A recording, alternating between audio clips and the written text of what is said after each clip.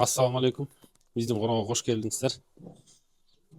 Биздин короодо ушу койлорубуз буюрса туут алдында турат. Баары желин салып, койлор, чоң койлор, токтулар, биринчи тууттарды линиясын айта турган болсок, бул жерде статустуку бар, торнадонуку бар дейт кара кой. Титаниктики, Франкелдин кыздары бар, Баярдын кыздары бар. Анан бул жакта ошо кочкорубузду көргөзсөлү азыр. Булайдын баласы. Бул кочкор азыр жашын айта турган болсок 10 ай болду. Атасы Буландин, энеси статустун кызы.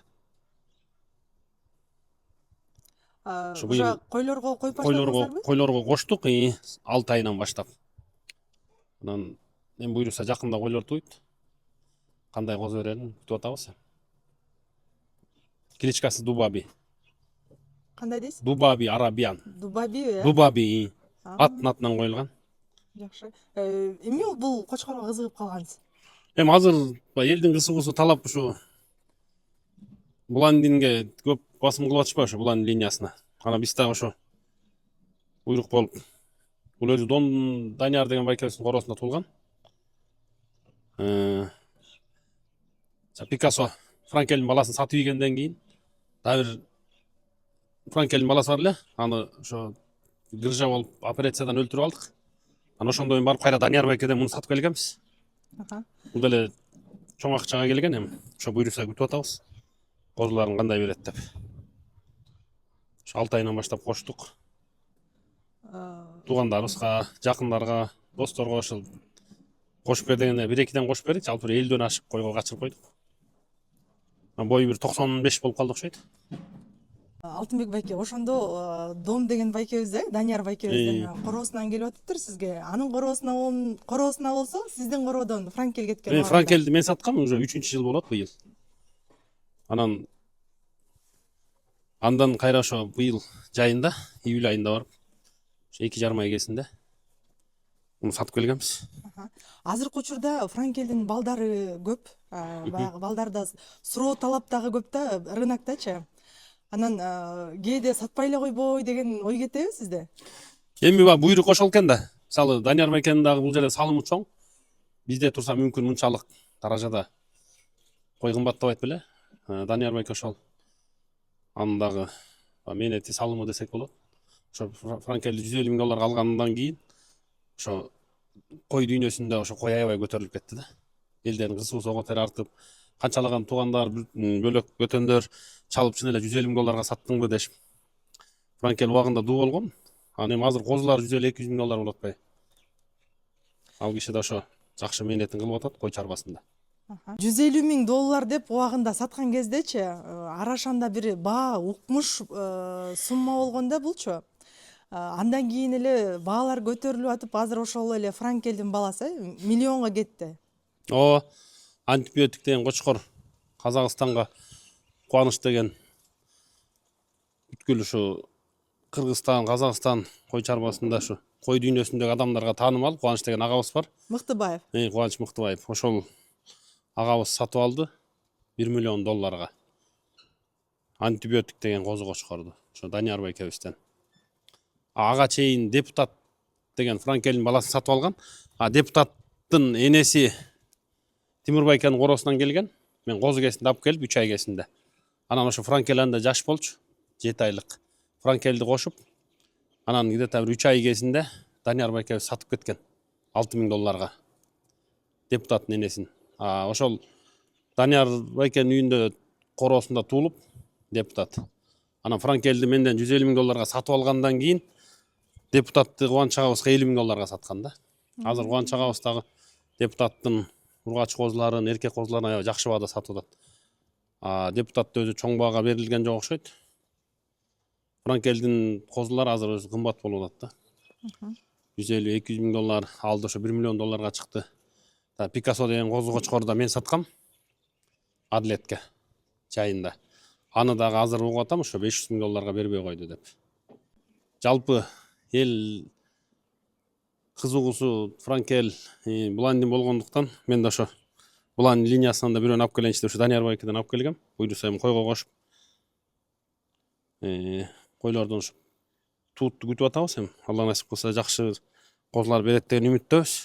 Баардык нерсе буйруктан аладан болот эми. Алтын байке, франкель деп калдык. Франкель жөнүндө сөз кылып атабыз. Ошо франкель сизге качан келди эле? Ошол боюнча кененирээк айтып бересизби? Франкель козу кесинде Баха деген бар Маявкада. Ошол жигиттен коросунда туулган. Анан аны дагы ошо мага Данияр байкебиз орточу түшүп, ошо Дон байкебиз алып берген. Где-то 4,5-5 ай кесип болчу. Ошондо 15 000 долларга сатып алгам. 15 000 долларга сатып алганда козу кесте көп кишилер айткан. Ушул козуну 15 000 долларга алдыңбы? Анча мынчалар жакшы элесиңби? Өтө кымбат бул козу, эртең өлүп калсам эмне болот? Аны эртең ушундан эми актай аласыңбы деген нерселерди айтышканда, анан Алла насип кылып 1,5 жылдан кийин 150 000 доллар болду да. Аны да Данияр байкебиз келип өз уламы келип атып, көп киши Казакстандан, Өзбекстандан сат дегендер болду да. Аны эми убагында 150 000 долларга сатып ийгенбиз. Андайын азыр канча киши айтат, сатпай эле койсоң болмок. Өзүң кошо бербейт билем. Бир эле козусун эле азыр сатсаңыз өзүнүн Анан эми буйрук да. Ал убакта ошол 3 жыл мурун да өтө чоң акча болчу, 150 000 доллар. Азыр деле чоң акча. Бирок азыр ошо 1 миллион долларга өзүн бербей койду, козусу кетти. 100 000, 150 000, 200 000 доллар деп козуларды сатып атат да. Эми бул кээ бирлери жанагы арашанды түшүнбөгөндөргө аябай кыйын болушу мүмкүн. Баягы Инстаграмда, интернет желесинде көптөгөн комментарийлер жазып атышпайбы? Силер деген мошенниксиңер, алдамчысыңар. Бул жерде эч кандай алдамчылык жок да. Ар кимдин өзүнүн кызыгуусу, эч кимди кыйнабайт. Кимге жакса, көңүлүнө туура келсе алып кете берет. алып кете берет экен да. Анан бул жерде кой жөнүндө эч ким алдабайт. Алланын алдында эртең күн жоопкерчилик бар да. Бул дүйнө бүгүн бар, эртең жок. Ошо менен биз бала чака багып атабыз. Бүт ошо кой дүйнөсүндөгүлөр ошо балдарын багып атат, адал эмгек кылып атышат деп ишенем. Эми арасында мүмкүн баягы адашып аткандар болушу мүмкүн, баягы туура эмес, баягы жаңы баштап атканда бирөөнүн сөзүнө ишенип алыпчы. Бирок таза мээнет боло турмаса, Аллах Таала насип кылса баары эле жакшы болот деп ишенебиз иншалла. Мага кызык болуп атканы ушу франкелди кайра сиз сатып алам деп баягы сунуш кылган жок белеңиз? Кайра сунуш кылганбыз. Ошол 1 жылдан кийин эле 150 000 доллар берели, анткени эми сатпайм деди да. 150 000 доллар берели, 50%-ин сат деп. Болбой койгон. Анан франкелдин ошо баягы азыр уруктуктардын дагы сактап коюп, анан жанагындай медицина жолу менен жасашып атат го. Ошондой кылып алып койгон жок белеңиз сиз? Эми негизи ал урукту биздикилер ошо жакшы эмеге жете албай атыптыр да. Ветеринарларыбыз көп мээнет кылыш керек экен, көп окуш керек экен да. Анча чет мамлекетке барып окуп келип азыркы жаштарыбыз эле кылбаса, мурунку муну кыла албайт экен да. Айрым адамдардан укканда Алтынбекте ушу уругу бар болуш керек, ошондон дагы баягы маткаларга неме кылып козуларын алып атат окшойт деген сөздү Жок, андай кылып азыр урук салып козу ала элекпиз. ала элексиздер. Ушул убагында Данияр байкеден коштуруп алганбыз. Саткан кезде 25 койгон. Ошондон калган ургачылары бар азыр бул жерде. Азыркы учурда баягы эми мурунку кожоюну сизсиз да. Ал байкеден суранып дагы койлорду коштуруп туруп атасызбы же андай болгон жокпу? Жок, ал кишиден сурандык. 2 кой кошуп бер деп. Бирок кошуп бербеди. Кош бербедиби? Мурун договор болгон эмес эле, бир эле жылы 25 кой деп сүйлөшкөнбүз. Ошол 25 койду кошуп берди. Анын дагы бир ондой кайра перегул болуп бөлөк кочкорго коштук да. Кийинки жылкыга договор кылбаптырбыз. Ал убакта биз деле мындай болуп кетет деп ойлогон эмеспиз. Анан кийин суранып 1-2 кой кошуп берди, кошуп бербей койду. Эми ар кимдин өзүнүн эрки экен да. Ооба. Негизи Кыргызстанда кайсы линиялар өзгөчө баалуу? Эми азыр Сиздин көз караш менен. Кой жаатында көп эле линиялар бар. Ошонун ичинен бул элдин талабы ушу Буландин менен ушу Буландин линиясы, Буландин франкель деле Буландиндин небереси да. Танкер деген баласы бар эле. Ошо танкердин баласы Буландин. Элдин кызыгуусу ошо кой жаатында ушу Буландин линиясына көп басым кылып атышат да. Ошондуктан ушу Буландин линиясы күчтүү болуп атат окшойт. Баасы да өйдө болуп. Анан эми Буландин эле эмес, жеке көп жакшы кочкорлор бар. Ошолордон деле жакшы чыккан нерселер, козулары, ургачылары, эркектери бүт жакшы баа болуп атат да. Жеке эле Буландин эмес, франкель эмес. Ошонун арасынан кайсы жакшы линияда койлар жакшы турса ошолор бүт жакшы баа болуп атат. Эми атап айтып кете турмаса аябай көп азыр. Көп линиялар бар да. Койго канча убакыт болду кызыгып ушу арашанды багып баштаганыңызга? Негизи эң биринчи кызыгуум Абдусалам деген байкебиз бар, кайнагам. Ошол кишилер койбакчы. Анан кой бак дей берчи. Ушу 14-15 жылдан кийин бери. Анан мен өзү 16-жылы 1-2 кой алгам. Анан ушу Абдусалам байкеникине кошуп коюп, анан 18 жылдан баштап так өзүм кызыгып үйгө алып келип кой кармап кеттик да. Ошондон бери ушул күнгө чейин арашандын Ошо арашан менен азыр ошо линия кууп линия коюп селекция кылуу аракетинде жүрөбүз. Эң биринчи статусту алдык эле биз. $20,000. Эң биринчи ошо кымбат алган кочкорубуз статус болгон да. $20,000 алып, ал убакта 21-жылы, 20-жылдын башы эле. Көп кишилер таң калып, кээ бир өзүмдүн да жакындарым чалган. Жинди болгон жоксуң, башың ордунда эле $20,000 да кочкор алабы депчи. негизи эле ушул күнгө чейин ушу арашанды аралашып жүрөсүз го. Эң кымбат алган баалуу болгон кочкор кайсы суммага келди эле? Эми убагында статусту алганбыз $20,000. Ал убакта $20,000 өтө кымбат болгон да. Кой чарбасында, кой жатында эң анын алдында бир 2 жыл мурун Гүлбер деген кочкорду ошо Кубаныч агабыз алган $16,000. Андайын эле биз $20,000 Кыргызстандан статусту алганбыз Анвар деген жигиттен. Анда да ошо аябай элдин баары таң калып, үйүмдөгүлөр шок болуп $20,000 кочкор алып келесиң дешип. Андан Титаник тап келгенбиз $20,000 Ришат байкеден.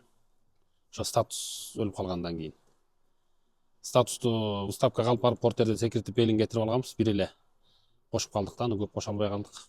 Анан жакында ошо Пикассону саттык Адилетте азыр. Эң кымбат саткан кочкоруңуз канча суммага кеткен? Франкель $150,000 сатканбыз. 3 жыл мурун. 3 жыл болоюн деп калды. Июнь айында эле, 23-жылы. Өтө кымбат бага сатылган. Азыркыга салыштырмалуу. Кыргызстанда дүң болгон ошол учурда. Азыр эми $1 миллион коз сатылып, $150,000 унутулуп калды окшойт. Азыр кичинекей эле козулар 200 миң, $150,000 болот. 200 деп атышат да. Бул нерсе бирок чындык, баягы айрым Чындык эми бул жерде адамдар эч ким алдабайт. Ар кимдин өзүнүн кызыгуусу экен, аракет кылып ошо өзүбүзгө кызыккандыктан, жаккандыктан ушу кымбат бага алып койго кошуп ушу селекция кылалы деп атабыз. Мына бул козун деле, булардын баласын ушу 2,5 ай кезинде $100,000 алып келгем да. Андай $130,000 беришкен, анан саткан жокмун өзүм. Негизи эгиз болчу бул. Экөөнү $100,000 алып келгем. Анан бирөөсүн 135ке Анвар деген жигитке сатып ийгем. Бирөөсү турат, ушу эгиз түгөй да бул. Алтынбек байке, негизи эле арашан багам деген азыр жаш жигиттер бар да. Ошолорго кандай кеп кеңеш бересиз? Эми арашан багам дегендерге бул жерде азыр мисалы орточо койдон баштай турган болсо акчага келип такалат да. Азыр ар бир корого кирип туруп тандап алайын десең кымбат. Анан ушу орточо койдон баштай турган болсо акчасына жараша. Жакшы кочкор кошсо жылдан жылга оңоло берет да. Ургачын алып калып жакшы кочкор кошо берсе жылдан жылга оңолот.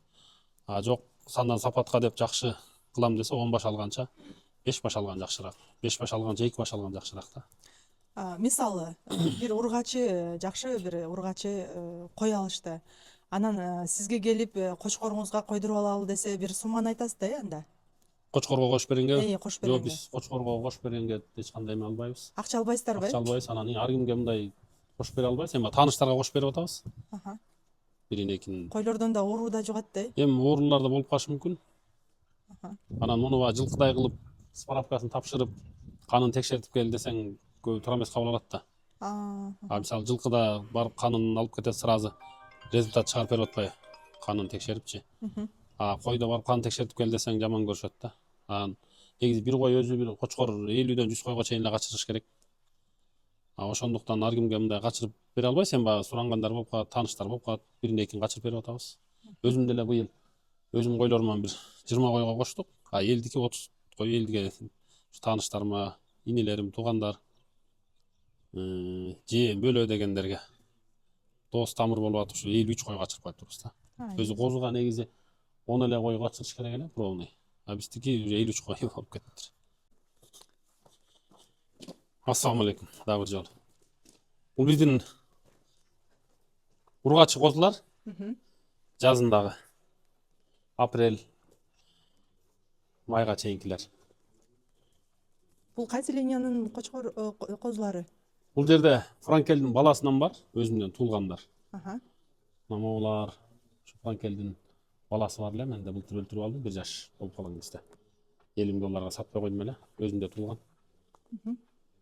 Анан Тимур байкеден сатып келгендерим бар.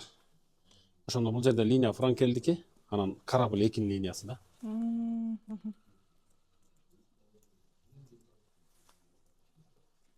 Буларды буюрса кийинки жылы август-сентябрларда Кочкорго кошобуз деп күтүп атабыз. Жакшы экен. Сат дегендер көп келип атышат, ургач сат деп, анан сатпайбыз өзүбүзгө тукумдукка деп. Чоң койлор дагы быйыл көп кой сатып койдук. Ушу Кочкорларды алып, анан ичине стройка кылып атып.